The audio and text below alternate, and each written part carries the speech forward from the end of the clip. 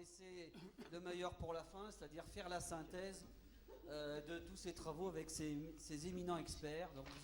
Donc je suis là sans filet, hein. Donc je vais me lancer. Ah oui, il fallait que je voie le... Donc, je vous propose un exercice extrêmement facile. Nous allons reprendre les 10 conseils pour éviter le burn-out et essayer de faire à travers ces 10 conseils une synthèse des travaux. Voilà. Parce que sinon, ça va être un infâme baratin et on va faire des répétitions, des reformulations et vous ne serez pas content parce que vous avez faim. Alors d'abord, on remercie Norbert, François et toute l'équipe et tous les annonceurs et tous les participants qui ont assuré la réussite de ce colloque. On peut les applaudir.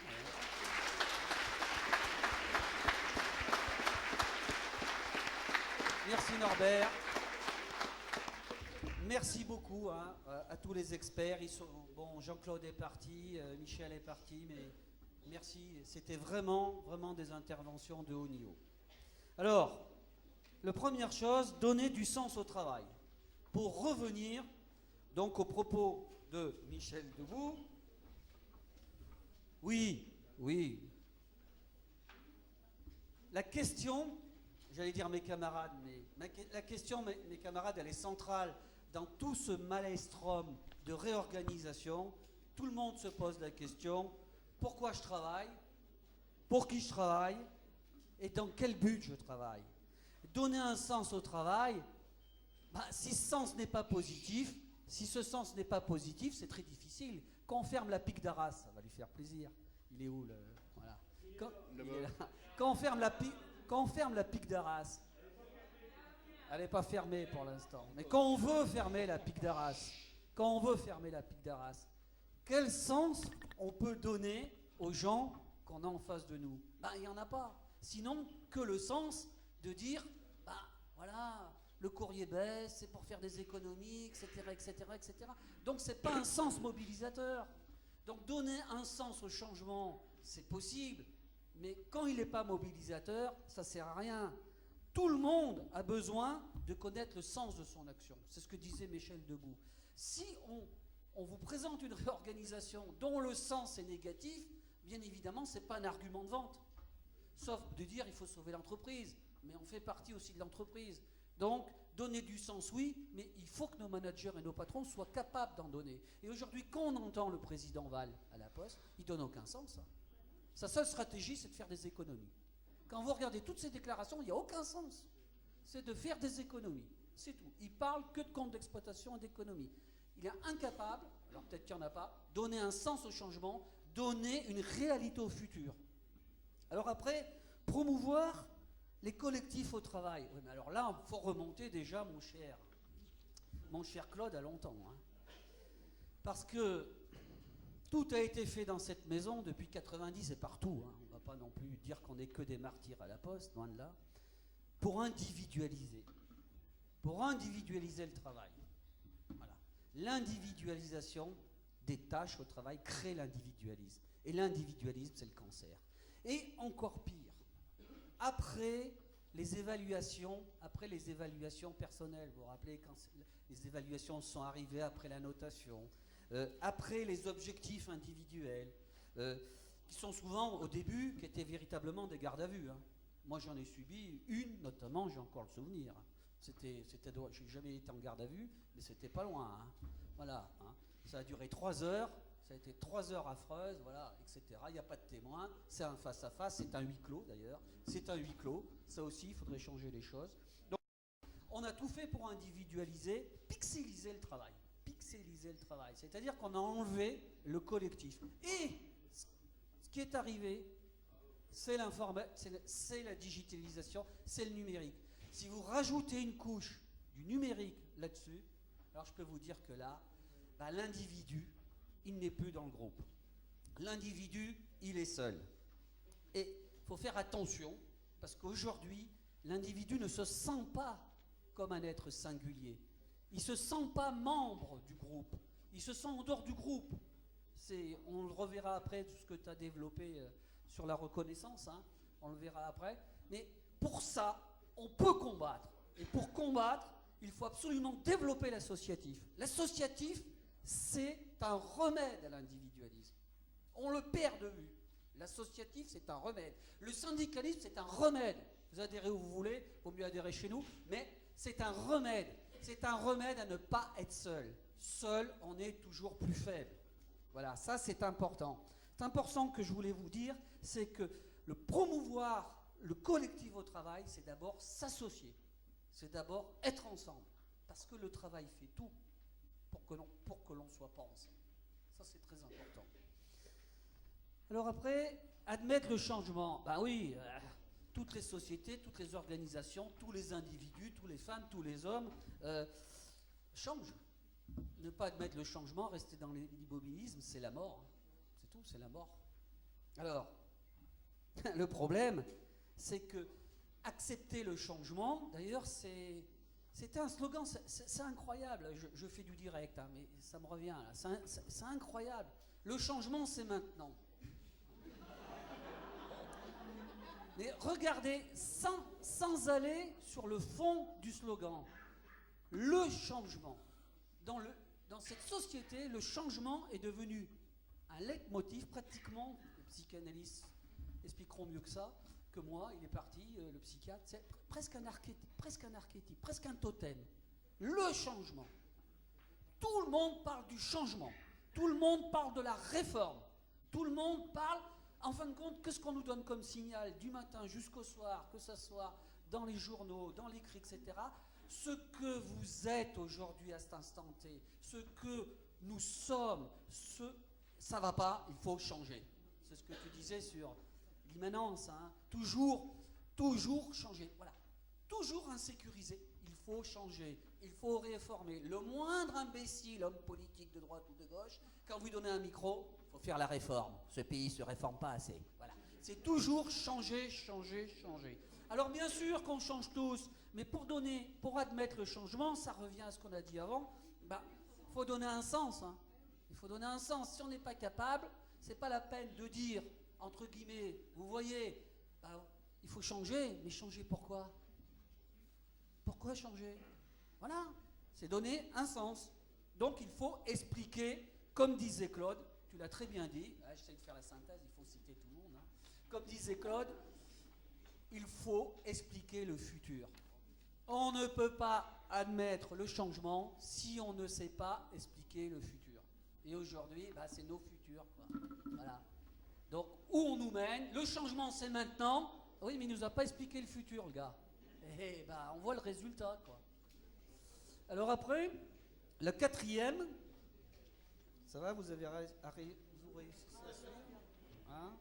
Évaluer la charge de travail. Alors là, j'ai bien aimé ce qu'a dit Jean-Claude Delgene. Hein. L'évaluation de la charge de travail aujourd'hui, c'est très peu la hiérarchie qui l'a fait. C'est qui fait l'évaluation de la charge de travail? Exact, j'ai entendu là. C'est les robots. Ce sont les logiciels de production. C'est le lean manager. C'est tout ce que tu as connu déjà à la prod avant de partir. En fin de compte, le patron, les patrons, le manager donne lui un sens au robot. Lui, il dit la direction. Quelle direction il donne? Fais-moi des économies. Hein, Albessard connaît ça. Au courrier, au réseau, ils connaissent ça avec la V9. En fin de compte, le système, on rend responsable le système pour évaluer la charge de travail. Et même nous, syndicalistes, on tombe dans le piège. On dit la V9 va supprimer des emplois. Vous vous rendez compte où on en est arrivé? Je veux dire, même nous, on symbolise la machine. C'est la machine qui supprime de l'emploi. C'est la V9 à l'enseigne, enfin au réseau, qui supprime. Et puis au courrier, donne-moi un nom, je ne sais plus qu'est-ce que c'est. Hein? C'est méthode, vous voyez? Méthode supprime de l'emploi. On arrive même des fois à faire un raccourci en ne disant pas, ils utilisent un outil pour. On dit c'est la V9 qui supprime. Donc aujourd'hui, il a très très bien expliqué, hein, si vous lisez le bouquin d'Amazon, si vous lisez le bouquin Comment ça se passe à Amazon, vous avez des logiciels, vous êtes dans l'entrepôt, le logiciel calcule automatiquement votre augmentation programmée de productivité. Donc vous ne pouvez pas travailler au-delà de 30 ans. Vous savez, dans les entrepôts d'Amazon. Vous ne pouvez pas. Il y a un journaliste là, qui a fait une immersion, qui a fait un livre, elle est restée 3 mois, vous ne pouvez pas. Les plus vieux ont 32, 33 ans. Le logiciel, une fois que vous avez acquéri les gestes, le logiciel, il vous fait accélérer, et après vous avez des primes par rapport, des points par rapport à la productivité. Donc, il y a plus perverse que les hommes. Il y a les outils qu'ont inventé les hommes. Et aujourd'hui, ça pose un gros problème. C'est ce qu'a soulevé Delgen. Hein. C'est l'intrusion de toutes les techniques, je veux dire, modernes, informatiques, numériques. On ne va pas revenir à la machine à vapeur. Hein. Mais il faut absolument que l'homme, l'humain, le dirigeant, reprenne possession de l'outil. Et reprenne possession de l'outil pour remettre l'humain au centre.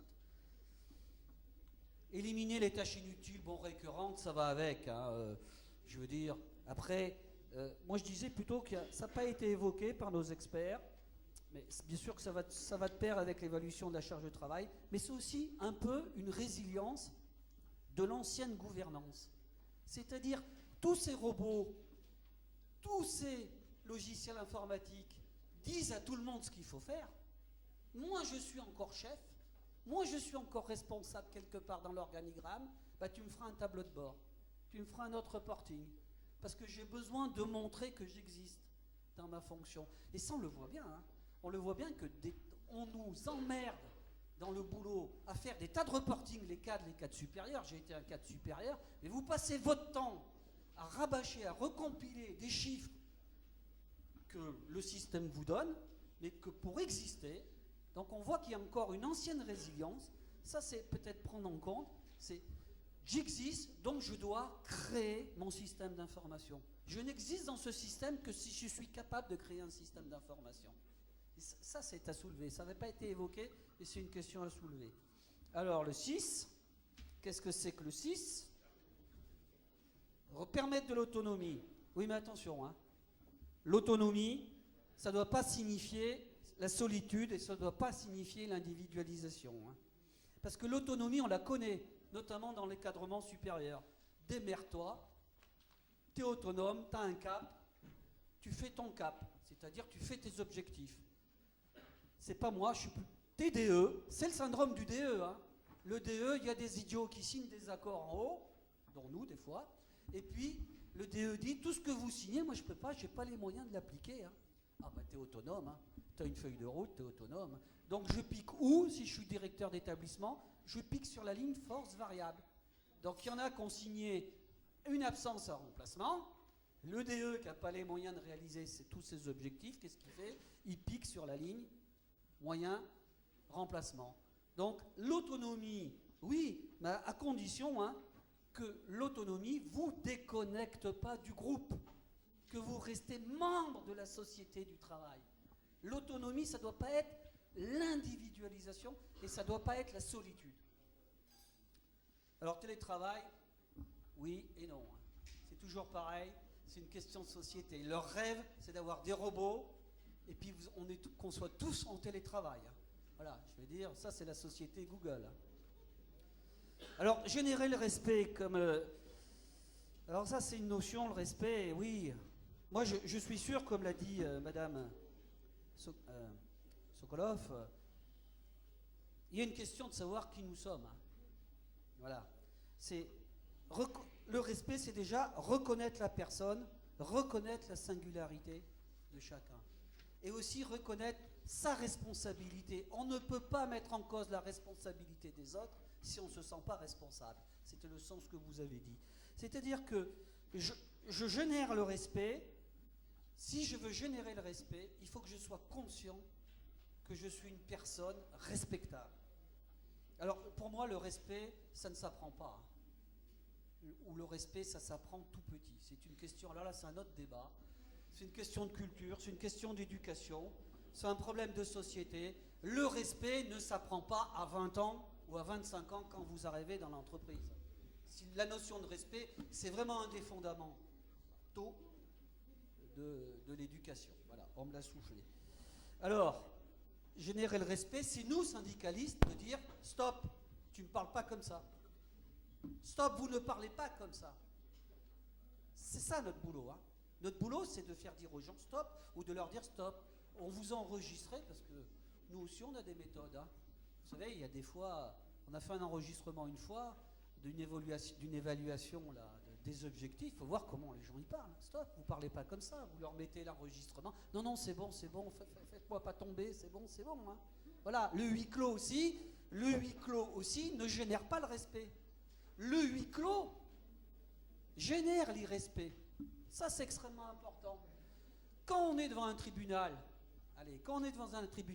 public, dans la justice, le public est là. Quand vous êtes devant votre supérieur, et notamment quand vous êtes 4 sup ou 4 stratégiques, c'est très dur de se faire respecter, parce qu'il y a un huis clos. Donc, socialement, là aussi, nous, on a à travailler sur le huis clos de l'évaluation.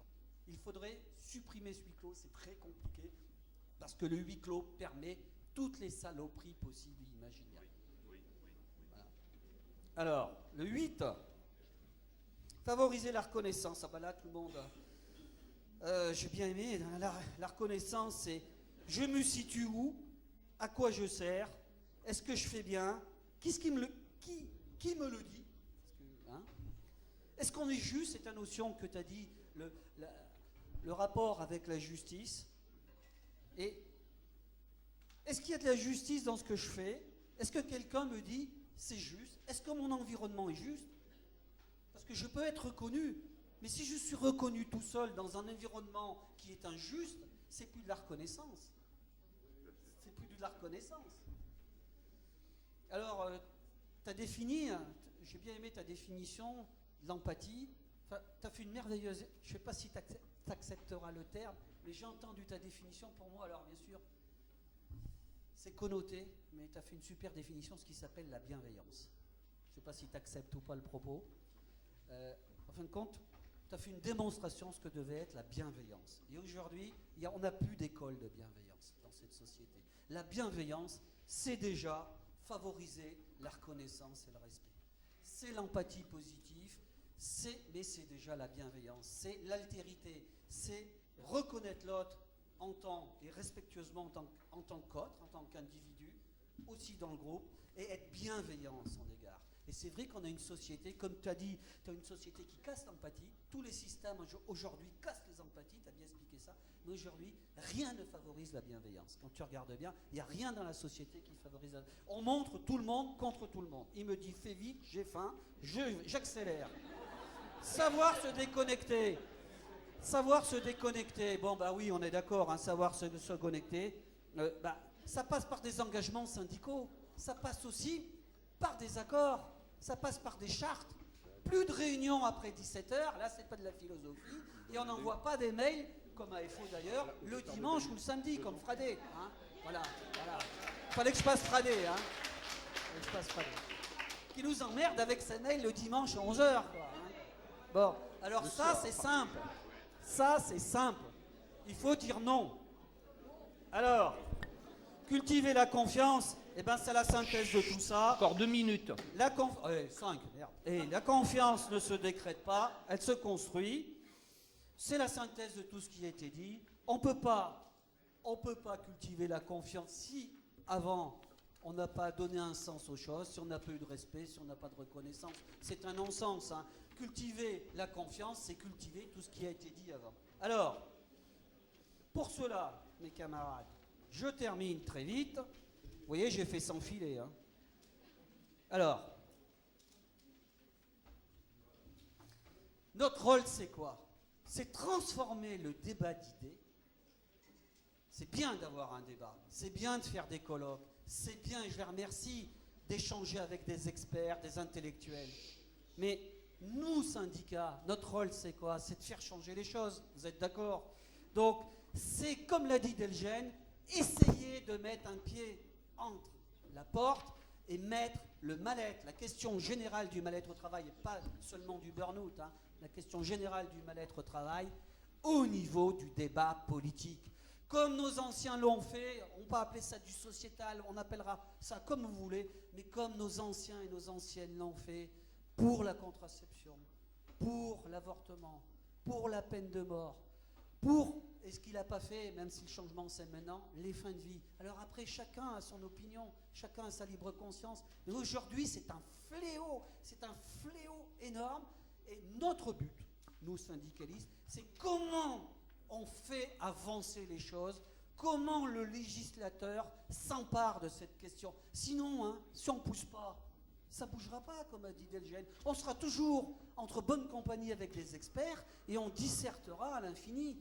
Mais ça avance quand même. Alors pour cela, eh ben, il faut être présent dans les négociations. Il ne faut pas signer, par exemple, le dernier accord qui était une vraie saloperie. Voilà. Ça, c'est facile. Hein. Ça, c'est facile.